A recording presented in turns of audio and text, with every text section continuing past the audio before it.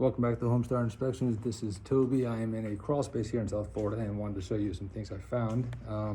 First and foremost, we've got flooding throughout, and you can see the watermark on the wall. It goes up first course of block, it looks like. We got subterranean termite tunnels all over the place, right there, right here as well. Termite tunnels right here,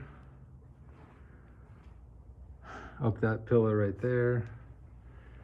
We got damage galore to these floor joists, and on top of that we got some plumbing that needs to be properly supported, like this right here,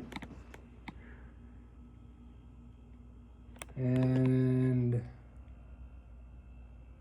yeah, some rotted flooring. Mold spores, of course, because there's too much moisture down here.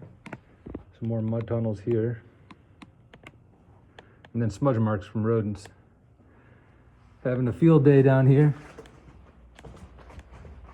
And that's it. This is the,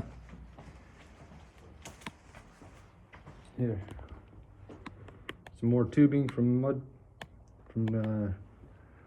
subterranean termites. Mud tunneling. Right here as well. So these termites, what they do is they live in the ground, they come up to eat, and they need to stay moist, so they build themselves tunnels to stay moist. And that's how they get from the bottom to the top. And they do a lot of damage. You can see over here.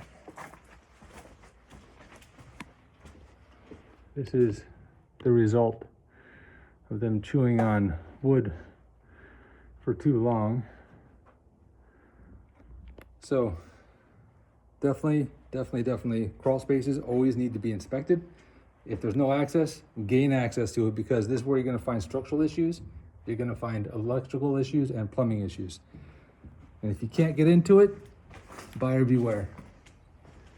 You can reach us at our website, homestarinspectionsfl.com. Take care.